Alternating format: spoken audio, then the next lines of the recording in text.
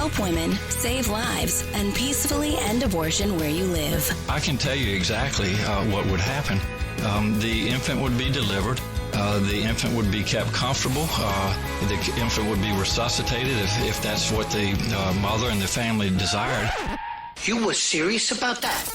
Be inspired to change hearts and minds by joining over 1 million volunteers taking part in the global movement happening in your neighborhood. She says, pray that I can get through this abortion. And I said, oh, no. So she went ahead and went into the abortion clinic. And she just came out. She told us, I'm not going to get the abortion. We just had a baby saved. We had a baby saved in Memphis today. Praise the Lord. This is the 40 Days for Life podcast with your host, Sean Carney. Hello, and thank you for joining us today on the 40 Days for Life podcast. I am Sean Carney, the president of 40 Days for Life, and your host for this podcast, which is dedicated to helping you end abortion where you live. Is childbirth more dangerous than abortion? Many people say that it is, so we will look at both sides, and that is the topic of today's 40 Days for Life podcast as we plow through summer. I hope that you are excited. I know we are. We are certainly excited by the number of people who have emailed and said they have ordered their copy of What to Say When To. We are just about a month from that being released on Tuesday, September the 10th. Be sure to pre-order your book. You will get a signed copy if you order it directly from 40 Days for Life. You'll also get free shipping. And so be sure to get the book. We have from a very critical source that this is the best book 40 Days for Life has ever released and the most timely as the world is insane. But it certainly is insane on the abortion front. So be sure to order that book. We cover it all and do the pre-sale. It helps us plan. So you can wait till it comes out, but order early if you can. Okay, somebody who has already pre-ordered his copy of his own book, What to Say When To, is Mr. Steve Carlin, who joins me from Madison, Wisconsin. Steve, how are you? Hey, I'm doing great. Yeah, I've ordered a whole case. We got to boost those numbers. Always be closing. Steve and Steve's mom are ordering cases of books to inflate the numbers. My mom said it's the best book of the year. It's a bestseller. She hasn't read it, but she says it's better than all the books she's ever read. You got Shakespeare, Percy, Lewis, Bunch of hacks compared to Carney and Carlin. Grisham, Carlin. Yeah. Also joining us, somebody who, for real, has pre-ordered her own copy, even though she gets a free copy working at 40 Days for Life, is Heather Gardner. Heather, how are you? I'm fantastic. How are y'all doing today? Wonderful. Excellent. And Heather also approves of What to Say When To. And she is a very critical person, but she's not as critical as the person I was referencing. So there's a little plug for you, Heather.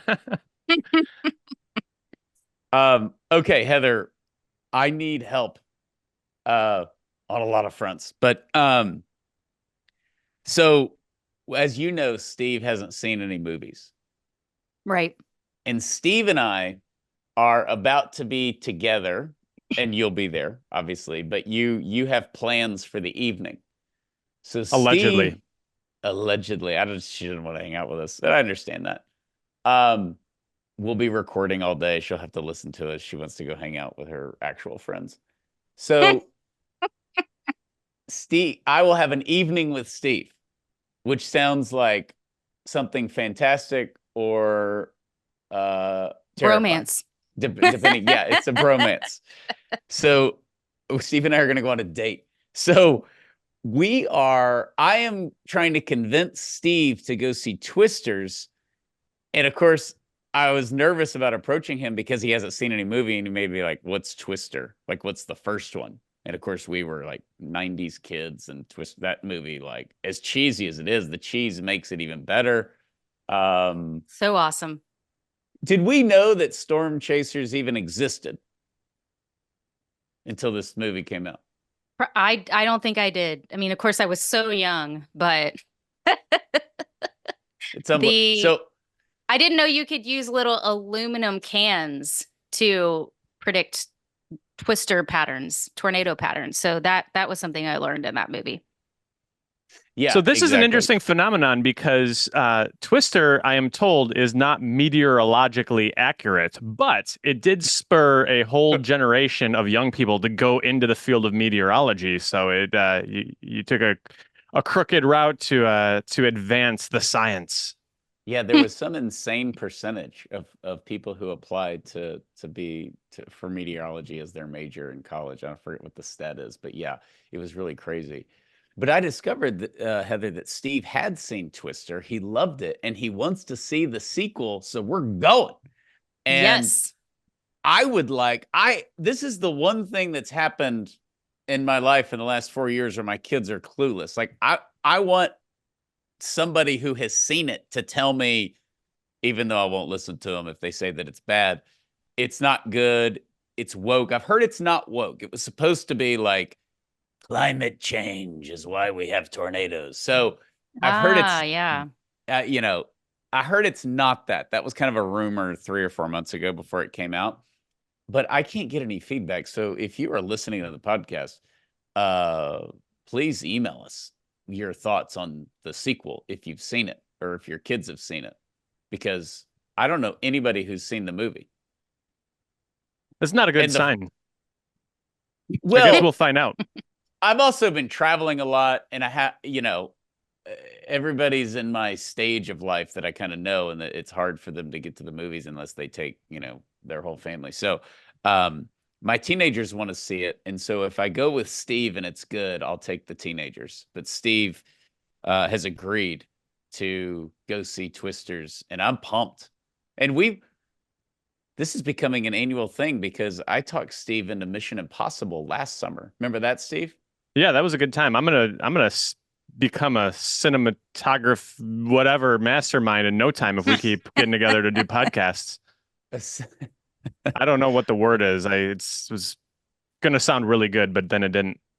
And of course, like you haven't seen Shawshank Redemption. You haven't seen Braveheart. I mean, some of these cardinal sins of yours that are just unforgivable. But you're willing to go to a random movie, and I appreciate that. Had you seen any of the Mission Impossibles until we went last summer? No. I saw the first one, but nobody knows what in the world is going on in that one. But so I saw the first one like in the 90s, and then we watched them all last summer to get ready for the new one coming out. And that new one was phenomenal. I think it's like the second best one, in my opinion. The third one's awesome because they have to break into the Vatican because the terrorists are like hiding out in Rome, and Tom Cruise like jumps the wall of the Vatican to go into St. Peter's, and he's like in a cassock and has a breviary. So he looks like a priest, and he's like undercover. I don't know. It was a little nod to religion. Sounds fun. It was fun. Did we ever talk on the podcast about... Oh, sorry. Go ahead. No, go ahead. Go ahead. Did we ever talk on the podcast about my encounter with the filming of a James Bond movie? No, but I don't remember this. I would remember this. Yeah. Oh, so you haven't even heard it off air. So No. Back 9 years ago, coming up on a decade ago, my wife Laura and I went to Mexico and helped get the 40 Days for Life campaigns in Mexico going a little bit. Lourdes, who's now on our team, and she's just taking a gangbusters, more than 100 cities, I think, in Mexico. But we went down because I was a North American guy. Not speaking Spanish was not like the best asset for going down to Mexico to try to help spur the 40 Days for Life movement. But my wife knows Spanish, so she came down and did the interpreting. And we were staying kind of on the main square in downtown Mexico City. And we woke up one morning to the sound of helicopters and voices on a loudspeaker. And I thought, oh, man, I think I have seen this movie. Like, the government has fallen, and now we need to get to the embassy. And this is what's going to happen. But we got down to the main square and there's helicopters flying around. There's a big group assembled. We're trying to figure out. My wife asked somebody in Spanish, like, hey, what's going on? And they responded, we're from Illinois. I don't speak Spanish. So then we talked in English to them. We didn't know, but they were recording the helicopter stunt scene from the Mexico City town squares from the 007 Spectre movie. And it had the best helicopter pilot in the world. And this helicopter is like spinning like out of control while there's guys hanging off of the helicopter, like filming a fight scene. It was one of the most incredible things I've ever seen. Yeah, I know that scene. And that was an okay Bond movie. It wasn't as good as Skyfall, which was before it. Skyfall's phenomenal. That's one of the best Bond movies ever. But that's a phenomenal scene. And so you saw that they weren't using CGI. They were actually hanging off the helicopter. I, to this day, wonder what were the safety guards in place there, because there was nothing. If those guys fall off as they're fighting on the helicopter that is literally spinning around the square plaza, I have no idea what happens. There must have been something, but we saw it with our own eyes and it was incredible. So before the CGI took over, this is why the 90s are so awesome. And I just thought you like the movies of your own generation, just like music. And then I got older and I realized that the 90s were like this unbelievable, like height of just awesome movies of all genres, right? And the actors that emerged, and you've got like Mel Gibson and Tom Hanks, like the up and coming actors like Matt Damon and Ben Affleck and Leonardo DiCaprio. They're all like young. Bruce Willis is at his height. Arnold is at his height. It's just awesome. But one of the things was they were actually jumping off cliffs on motorcycles, and every movie like had a helicopter. That just kind of started late 80s and then went all the way through the 90s. And then they were crashing trucks and blowing up buildings because they couldn't fake it. And then that was awesome. Really, the first mass use of CGI was Jurassic Park. But after that, still most of the action movies didn't use it. Now everything is CGI. But I think Tom Cruise is personally responsible for this revival because he's a nut and he does his own stunts. And because he's producing the movies and paying for it, he can. You know, a lot of insurance companies, they won't let the star do their own stunts.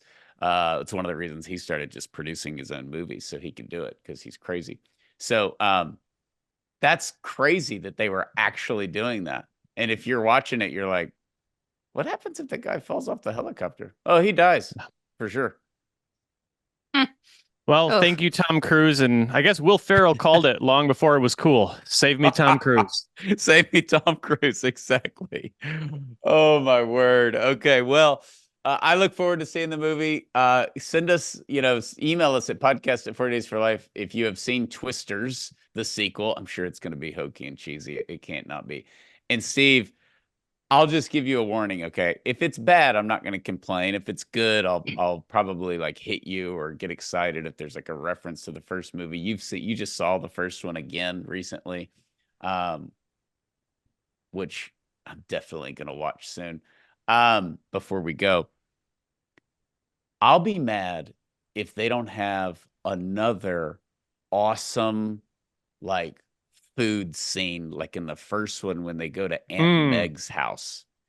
And Aunt Meg randomly has like 12 fresh T-bone steaks and like 24 eggs that she cooks for them. And it looks amazing in the movie. Who doesn't want to be there like eating those steaks with all those people? Yes, I'm in. Sign me up. Heather, please tell me you remember the steaks and the eggs from Aunt Meg's I do house. remember that. Yeah, I remember the long, scraggly hair guy with the hat, like chowing down on the breakfast or whatever it was. This is Philip Seymour Hoffman, who's dead now. But I think it's one of his first movies. But yeah, and if it's a woke Twisters and they're like eating like tofu or something, I'll be upset as well. We'll just make fun of it on the next podcast. Absolutely. It's got to be like awesome, hearty, like chicken fried steak kind of stuff. Okay. It's all that important stuff out of the way. So this is now just, this has always existed that abortion is safe and it's safer than childbirth.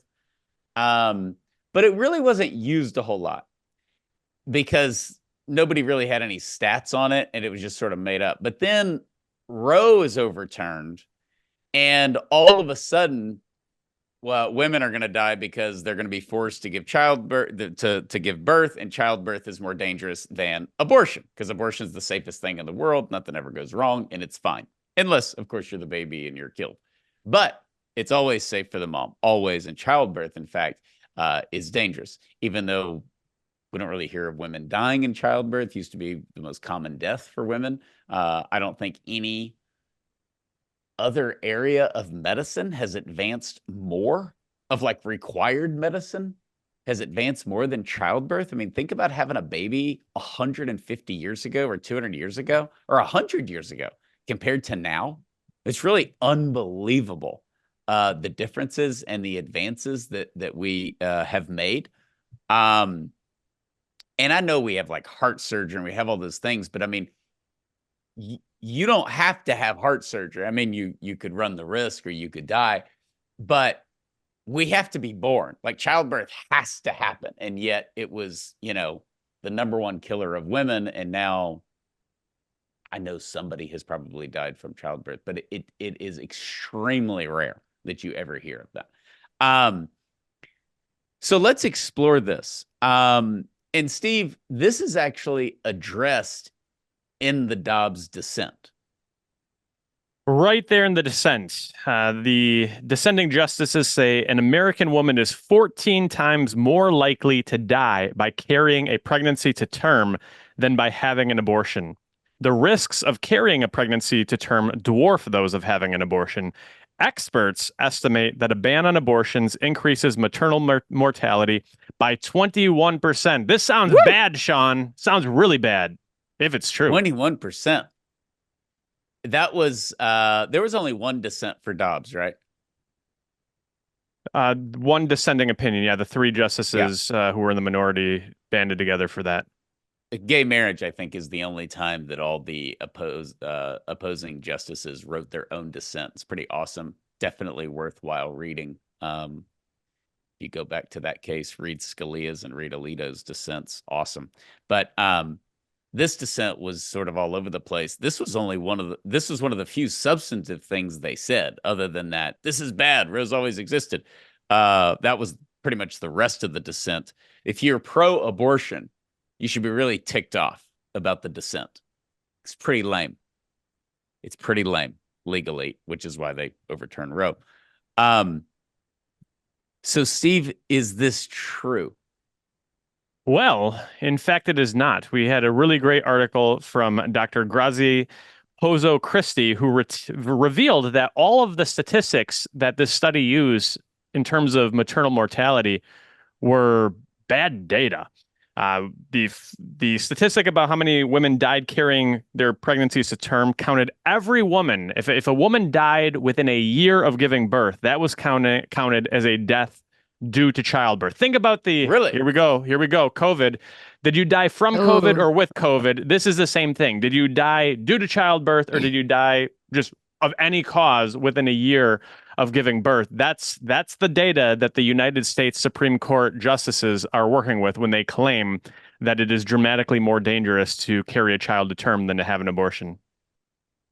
That's a good analogy, Steve, comparing it to COVID, because I remember the stats coming out from COVID were some of them were so ridiculous because you found out that some of the people that were counted in those deaths were people who died in a car accident who happened to have COVID, and that was counted as a COVID death. And that is unbelievably misleading. Yeah, it's wild because some of the main causes of death for a woman, I don't know why this is. This requires more research, but among the most common causes of death within a year of childbirth are homicide, suicide, and overdose. And so if a woman died of any of those causes, that was attributed as a death due to childbirth.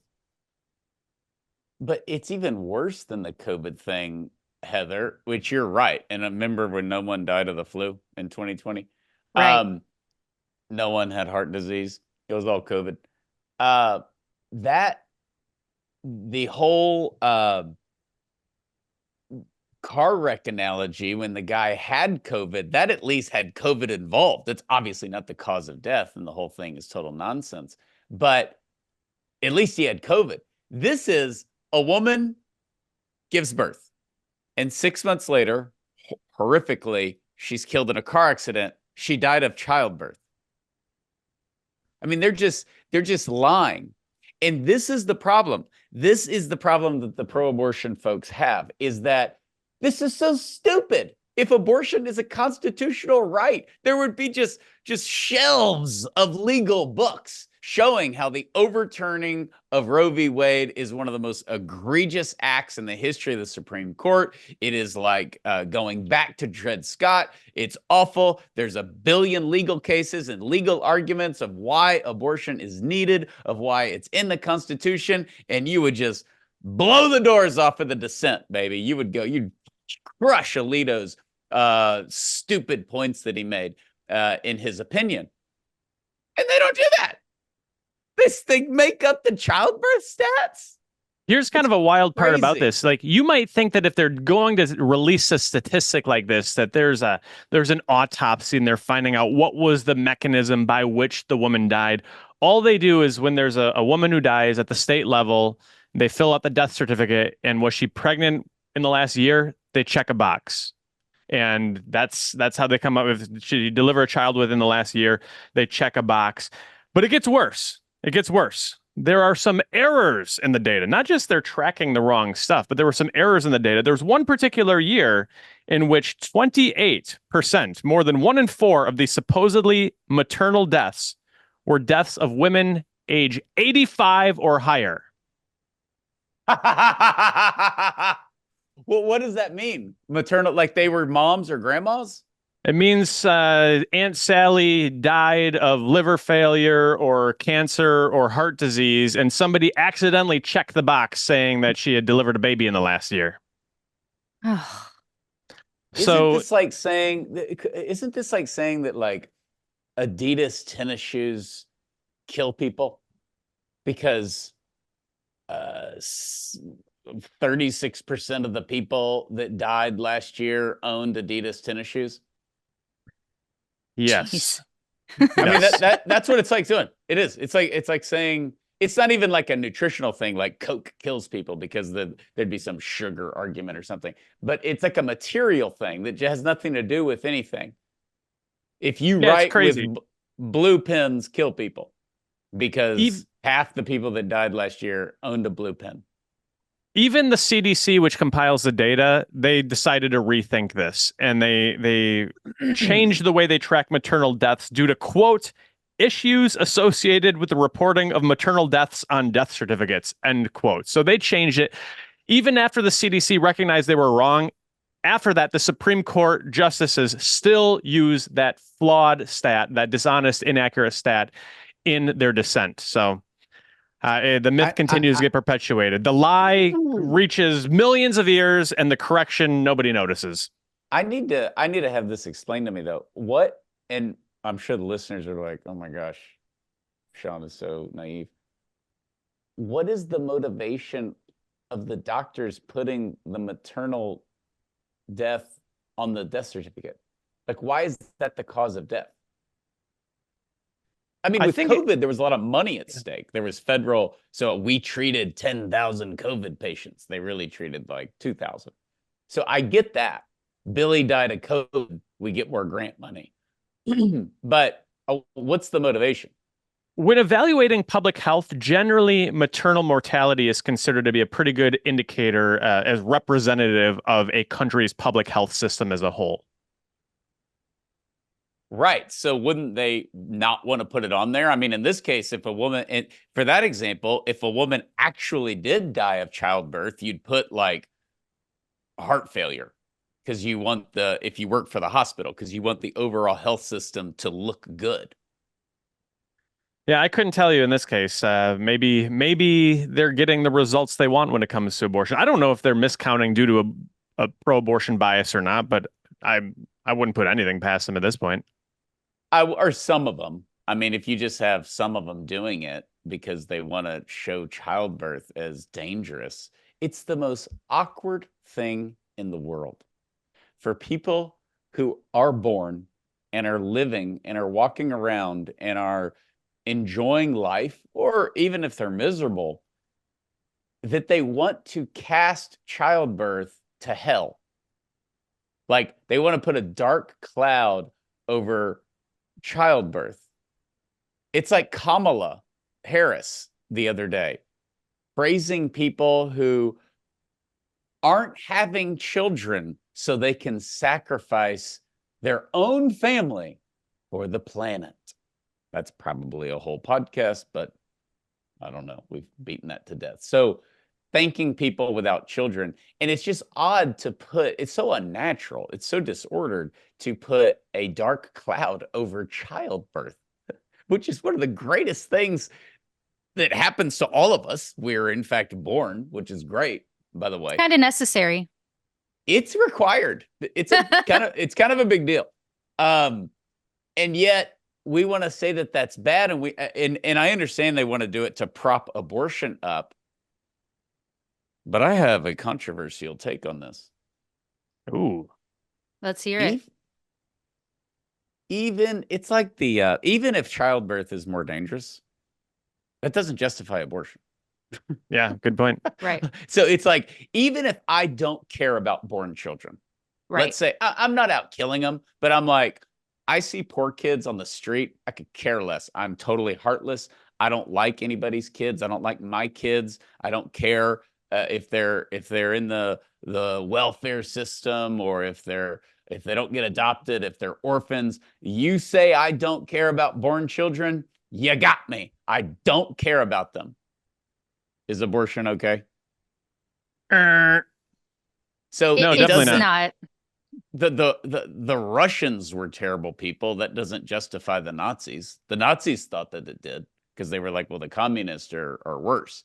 And the communists justified communism by saying the fascists are worse. But that all you have to be is a second worse and you can justify anything. Yeah. So that doesn't, to take down childbirth to prop up abortion is, I can't say the East Texas phrase, but it's backwards. Especially because it's universally agreed to be the greatest experience in life. Somebody wins a Nobel Prize, a Super Bowl, an Oscar. It doesn't matter what award you win. What do you hear them say? The greatest day of my life, outside of my wedding day and the births of my children. Universally. Yeah, we're in this fun phase of life where the teenagers are hanging out with us all the time. And so random topics come up. And of course, having now 3 teenage daughters, they're always asking Mary Lisa about childbirth. Okay. And like, one is like totally interested in the medical part of it and like the challenge of it. And I'm going to do it. And I can't wait to have kids. The other 2 are like terrified. Like, what? It's like a watermelon, and it's just funny to hear Mary Lisa talk about it, because she's done it 8 times. And of course, every single one is different, and every single one is challenging in its own way. But, she's talking to them about it, and it's like, this is like, you can't explain how amazing it is, and how the pain, some have been more painful than others. Overall, we've had pretty smooth deliveries, thankfully. But just how that's what you think about when you don't have kids yet, right? Is like, oh my gosh, this is going to be terrible or painful.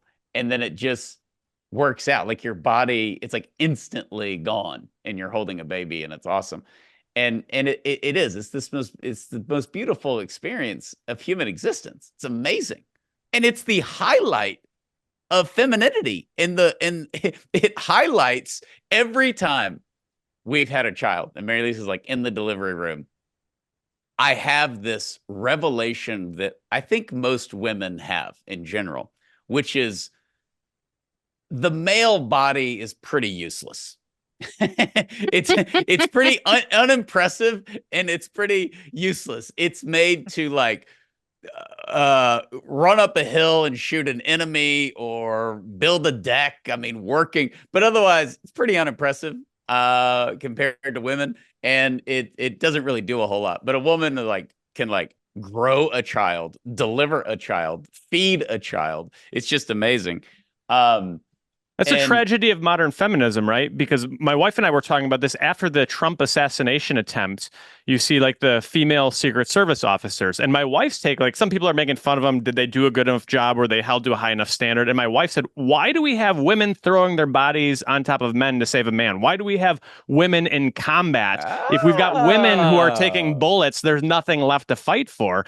And I thought that was an interesting point. And the only explanation we could come up with was that when you have taken the unique genius of a woman to be able to conceive, bear, nourish, and nurture that most precious gift of human life, when you just throw that aside as though it doesn't matter, you've got to come up with some other way to value women. And it turns out it's to try to do the same things that men are meant to do. yeah, it's a great point. I like the women's bodies to save a man. And then there was another t-shirt in there, which is if women are dying in battle, there's nothing to fight for. Yeah, the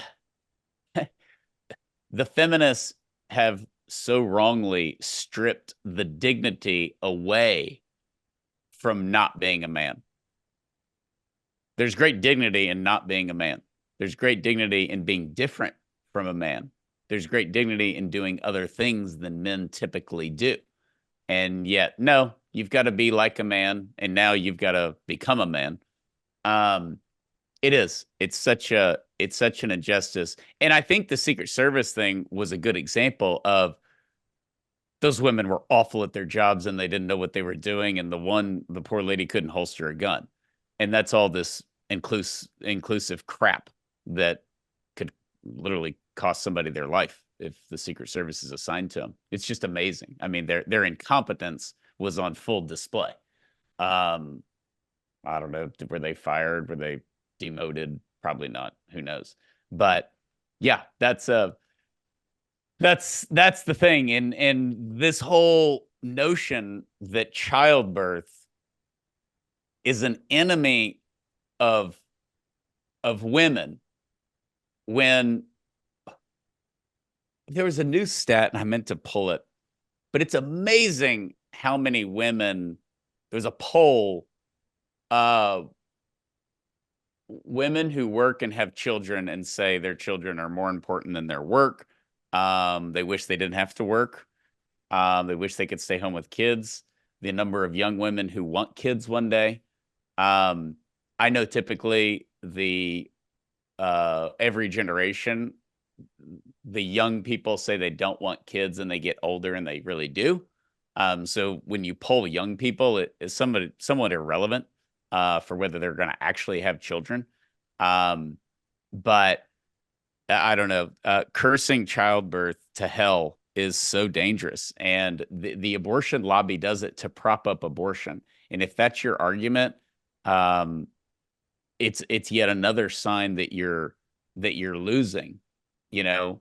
I don't know. They do. That's how they scare that. I mean, this is how they're scaring women into not wanting children or not wanting to have children, or maybe having one someday when you've got your career off the ground, when you've gone through a bunch of men and maybe finally found the one that you can tolerate for the rest of your life and live with maybe for a while.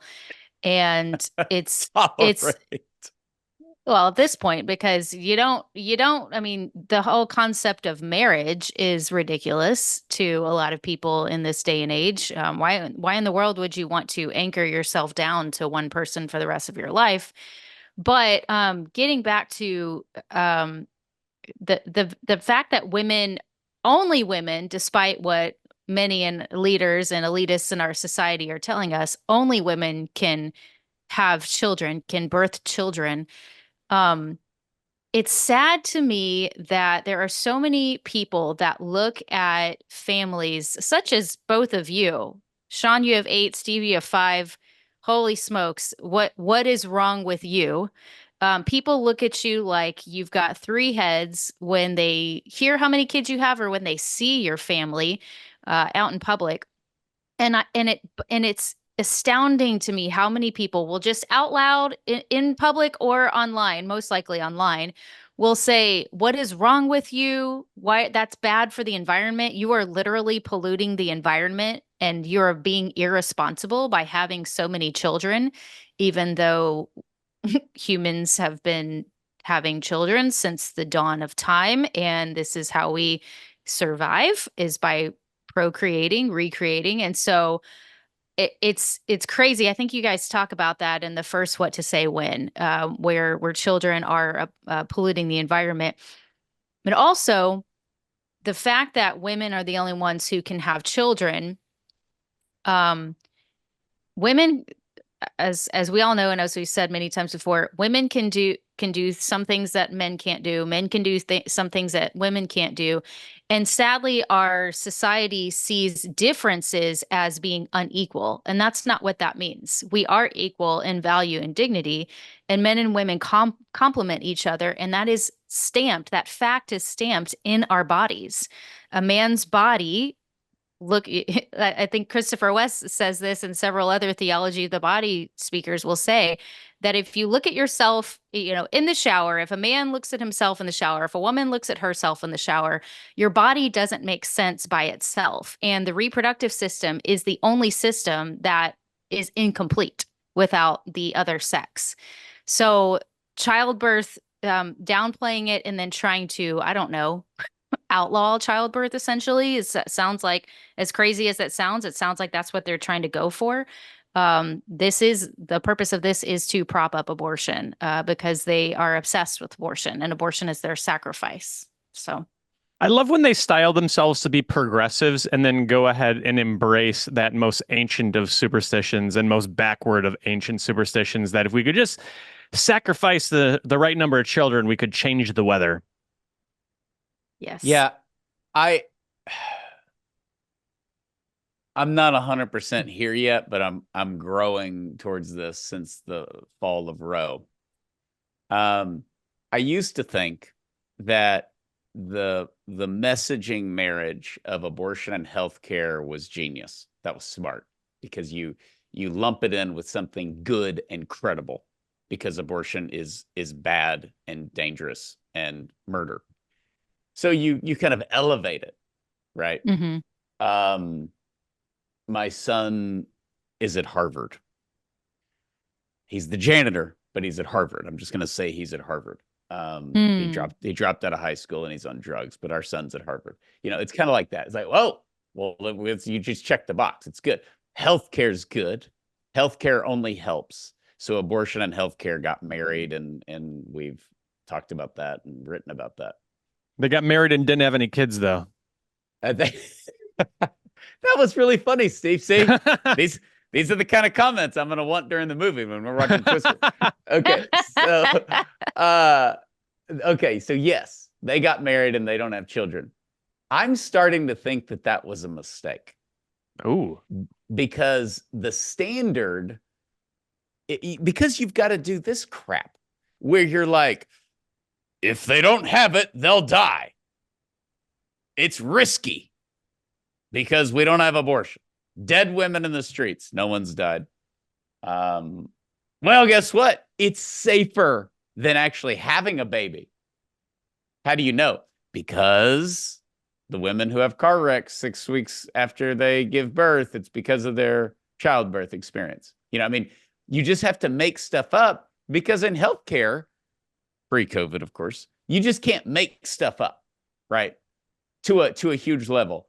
Why wouldn't they instead say, if I'm in the let's be evil and try to message the best way we can, why don't they just say, look, when a woman gets breast cancer and she has to have reconstructive plastic surgery, she's not going to die if she doesn't get that. That's obviously elective, but that's healthcare. That's part of her, part of, in her mind, her dignity, and that's a legitimate thing. And, we do plastic surgery on people who are in extreme car accidents, and we try to, put them back together as best as possible. Why can't abortion just be a compassionate, elective surgery? And I think they should pivot to that, because the healthcare thing is killing them. Because they keep saying stuff and it's just not true. I mean, women are going to die. No one's died. Women are dying now. No, they're not. Why does it have to be necessary? And maybe that's just in the argument. It makes people feel like, yeah, I mean, without abortion, rape victims will be forced to have their birth. Abortion's necessary. But I don't know why they've been so afraid to just call it what it is, which is an elective surgery, and to say some women choose it, some don't. There's a lot of elective surgeries. The Supreme Court's not weighing in on breast implants. The Supreme Court isn't weighing in on those surgeries of reconstructive surgeries or breast implants or anything like that. They're not weighing in on those. Why can't they just have? Why are you going after abortion? Why are you going after this elective surgery, not all elective surgeries? And so instead of like lifting abortion up to this pedestal and sacrament that if you don't get it, you'll die, you almost like degrade it and be like, this is some little, like, people get root canals, people sometimes, they whiten their teeth. They're not going to die from it, but it's their choice. They pay for it, and I guess my only reason they don't do that and argue that way is because they want the drama of it and they want the government to pay for it, and they know it's murder. So it kind of, murder's obviously extreme. So maybe they feel they need an extreme argument of why it's required. But it just seems if they treated it for what it is, which is an elective surgery, they wouldn't have to make up these crazy fake stats in their dissent. The actual dissent. The Supreme Court is making up stats in the official dissent. They're not sitting around in some bar in DC and they're like, a lot of childbirth, deaths, happen because abortion's safer. They're not saying that. They put it in the freaking dissent, and it's totally made up.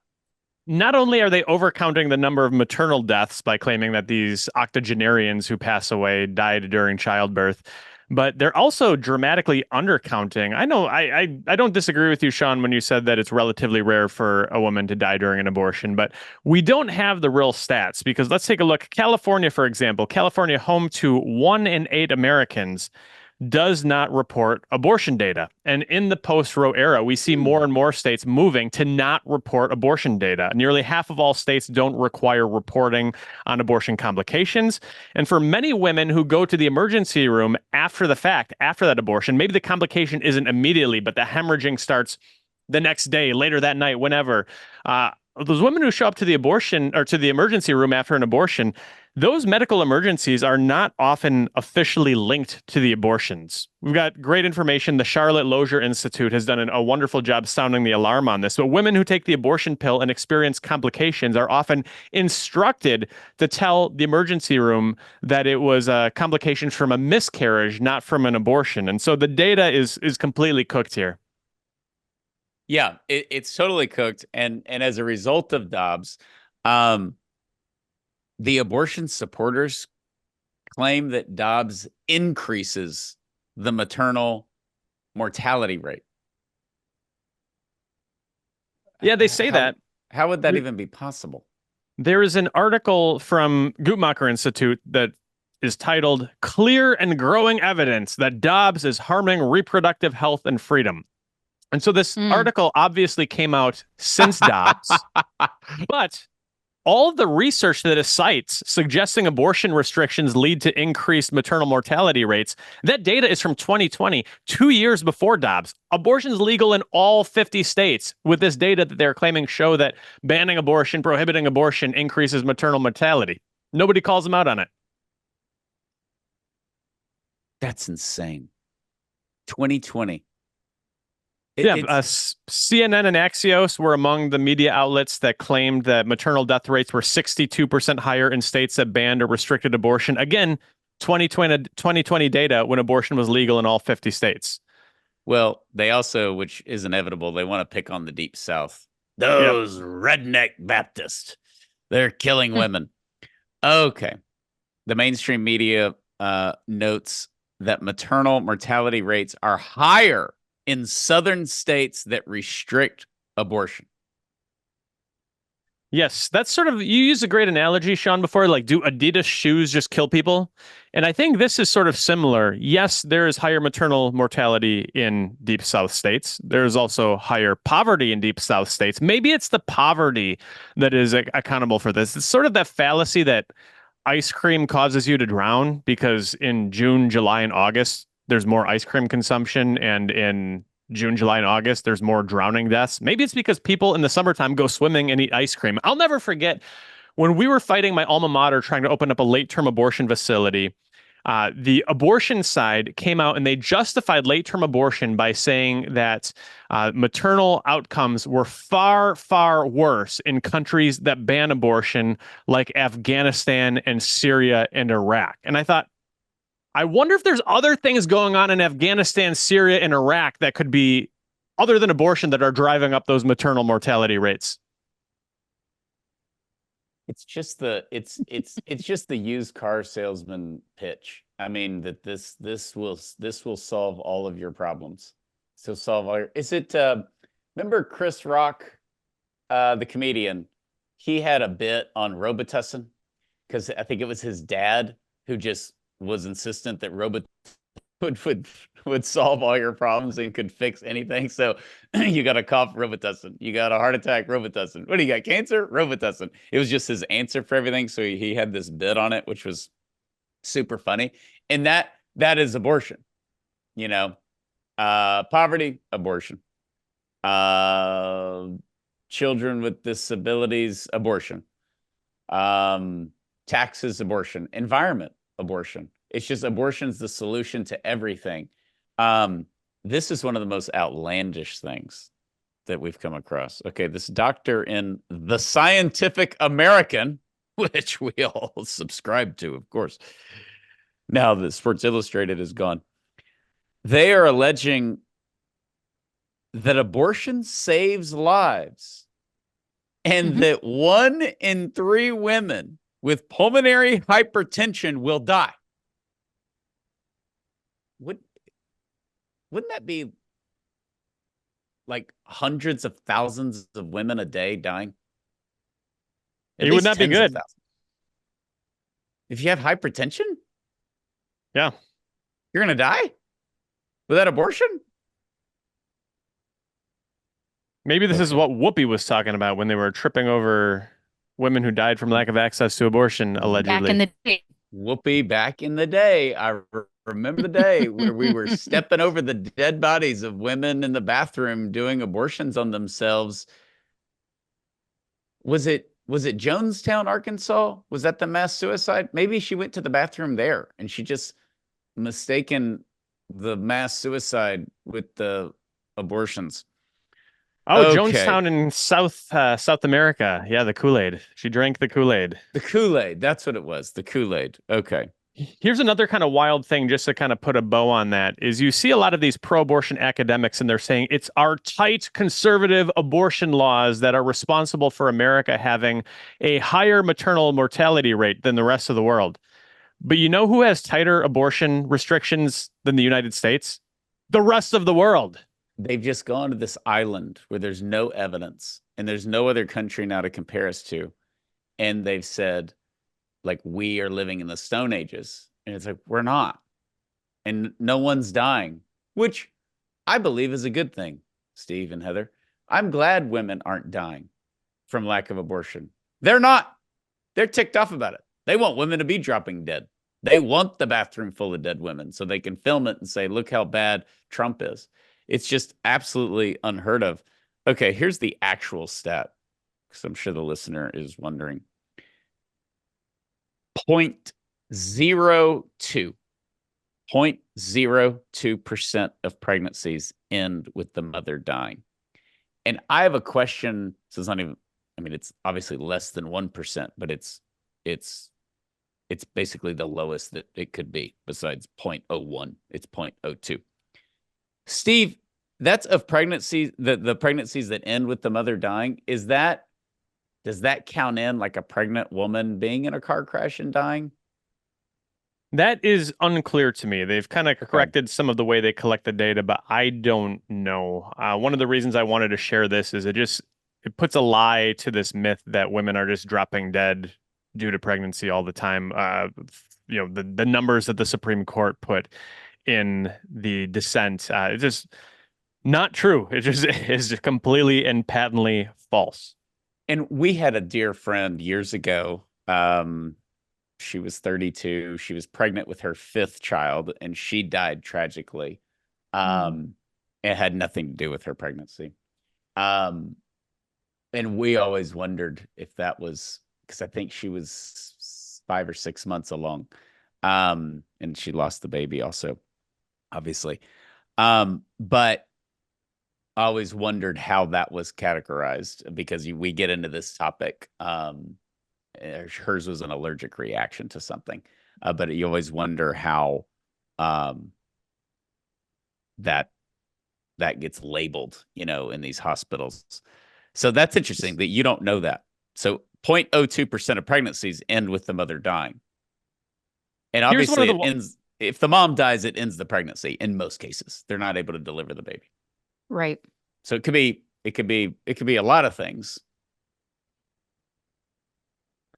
And when we talk about incentives, is there a childbirth stat? I guess you didn't find one. Is there like 0.0 whatever women or 6 women in the United States died in childbirth last year? Is there a stat like that? Yeah, there must be, because if they're coming up with the percentages, it must be based on something. I just went with a ratio, so off the top of my head, I don't know what that number is. Yeah, it's interesting. It's really interesting. And all of this assumes, too, that those women who die while pregnant or during childbirth, that abortion would have saved them, which we have no reason to believe. There's some real perverse incentives here in that if we quit recording this podcast, like we get done, we put our camera away, all that sort of thing, and suddenly there's breaking news on CNN that a woman died and she would have not died had she just had an abortion. That's terrible news for that woman, for her family, for her baby, for us. Suddenly we're wrong. Like it's kind of bold for us to come out and say for years, there never has been and never will be a case where a woman needs an abortion to save a life. But we're basing it on the medical science that we have been presented with. You know who that's good news for? That's good news. The abortion industry would love nothing more than if 5 minutes from now, a woman died from not having access to abortion. That would be their martyr, essentially. And they would be pushing that case as the prime example. One thing that's very frustrating as well, though, that I think we should not go without mentioning is there is such an intentional conflation of terminology to confuse people and to make us think, again, to prove the point that we have to have abortion. We as women have to have abortion in order to survive, or we will die without abortion access. And that is the fact that what an abortion has been made into a gray area. So the medical definition and the legal definition of abortion vary in different states, but we're conflating abortion with miscarriage, which are not the same things. We're also conflating abortions with delivering a child early, legally in some states, which is very, very frustrating. Apparently, it's in more states than not, that the legal terminology defines abortion as basically ending a pregnancy, delivering a child early. So let's say if one of those rare cases where the mother's life is in danger and she is 16 weeks pregnant, well, the baby at this point cannot survive outside the womb. Technology has not yet advanced enough to allow us to be able to save that child's life at 16 weeks. 20 weeks, yes, maybe 25 weeks, definitely. A chance at survival, higher chance at surviving. But if we hear all the time from pro-life doctors, they will say, such as Dr. Tony Levatino, who did thousands of abortions in his career, that he never had to do an abortion to save the life of a woman. There's many doctors that have come forward and said this. But that in those rare cases, if the mother's life is in danger, they would deliver that child early and offer life-saving care as to the best of their ability, even if the likelihood of the child dying is high. That's not the same thing as an abortion. Abortion is actually the intentional killing of that child and then delivering them, whether whole or piece by piece. And that's what's frustrating to me, is the abortion industry continues to conflate this and confuse people and make people think, well, women are going to die and abortion is necessary in some cases. Well, if you're delivering a baby alive at a young age to save that mother's life, that's not an abortion. And that's what's really frustrating. The abortion wouldn't save her life. Like it would be a distraction. It's not that the baby being alive is what's killing her. And that's why even Dr. Alan Guttmacher, who's considered the father of Planned Parenthood, he was the second president after Margaret Sanger of Planned Parenthood. And in the 60s, he said abortion can never save the life of a mother. And he said that in the 60s. There's something I'm surprised hasn't happened yet. And that is something I still expect will happen at some point. Maybe it'll happen in October. I wonder why it would happen in October. But I'm surprised we don't see a story and haven't seen a story of a woman who tragically died from some cause in while she was pregnant, and like everybody knew she was pregnant. There's no doubt she was pregnant. And the abortion industry hasn't come forward and falsely attributed it to lack of an abortion. I think this will happen sometime. I think it'll scandalize pro-lifers. I think there will be pro-lifers who'll be like, the pro-life movement told me that a woman never needed an abortion to save her life. I suspect there's got to be a day coming where they're going to take advantage and exploit a woman who dies while she's pregnant and claim that it's our fault. I don't know when that's happening. I'm surprised it hasn't yet. Well, that's a good point. And because of all this, I wouldn't believe it unless, I mean, doctors came out or Haywood came out and said, no, this was it. We were wrong. Yeah. But you would be so skeptical of it. We would, not everybody. Right. Not everybody. But I think also, Steve, they did try that once and it didn't work. It was the lady here in Texas who said that she had to have an abortion or she was going to die. And literally the medical board of the state of Texas had to come out and say, that's just not the case. She has no life-threatening condition. She just wants an abortion. And of course, the lady sold it like that. And I'm not sure if she ended up traveling and getting an abortion. Heather, do you remember? Did. She did. Yeah, okay. she did. Mm-hmm. And the Plus, whole she thing didn't die. She didn't die. Thank God. But the whole she's going to die thing was debunked by her own physicians.